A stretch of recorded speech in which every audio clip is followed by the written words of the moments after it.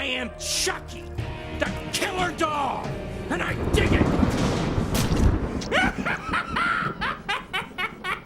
Living with Chucky, your new horror documentary, recently released on Screenbox. Tell us about it. It was a long process in the making, but ultimately a labor of love for the franchise and the people who make it. I had no idea when I set out to do it, just like the extent of family that would be at the forefront of the documentary. I had that idea going into it, but you never know until you're in it what kind of answers you're going to get. So through the process of it, it was like feeling connected to something that I felt so disconnected to as a kid. So maybe it was just like the ultimate long, extensive therapy. You literally grew up with a horror icon in your family pretty much. So what was that experience like for you? I'll be honest, I don't really remember the early days as a kid. I probably just blocked out all the trauma. I'm an October baby, so Chucky was always at my birthday parties. That was a guaranteed as a kid. And it's like the Chucky. It's not a doll from Spencer's or anything like that. So it's very odd and an isolating in its own way experience of growing up, because obviously not many people can relate to not only having a dad as a special effects makeup artist, but this horror doll just living in our house at all times. So that was really lovely in the documentary to see that my childhood wasn't as unique as I thought it was, in a good way. It's really interesting that you say that, though, because someone who loves horror as an adult, I'm like, that is so cool. Like, what an experience. But then when you're talking about it, I'm like, oh yeah, that's true. Like, these are the things that scare you as a child. And like you said, it's not just a doll, it's the actual puppet that's in your house. And a totally different experience, to say the least. Yeah.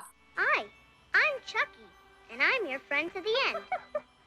Wow, he's something, isn't he? So what is it about Chucky that you believe keeps horror fans coming back? He's one of the horror icons that we get to know a bit more, as opposed to Jason or Michael Myers.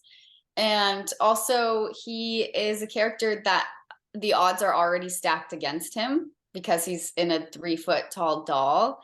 So in a weird way, I think a lot of people can relate to the character, and a lot of the times Chucky is going after authority figures or people we don't like in Cults of Chucky. So it's not like we're rooting for him, but we're also kind of rooting for him in a sense. So his iconic voice of Brad Dourif combined with a great personality and something that's a little bit more relatable than being a 6-foot man in a mask, I think is what keeps people coming back. And the fact that the franchise isn't afraid to try new things, even if it's not received well, and keep going forward and really take fans' perspective into consideration, while also never straying away from their LGBTQ themes. I think it's been a franchise that has been given the opportunity to educate people on things that they weren't aware of or can have a deeper understanding of. So you mentioned in your doc that you were finally able to meet a lot of the cast and crew of the Chucky franchise. So with that, putting together this doc, what was that experience like for you? I don't know how to describe the feeling other than very weird and surreal, because you see and hear Brad Dourif's face and his voice in all of these movies, and then to finally be sitting like 5 feet across from him, and just his regular voice is pretty spot on to what he does for Chucky. You're just like, this is really weird. I've thought about these people more than they've thought about me, so it's like a weird thing of meeting people you think you've already known.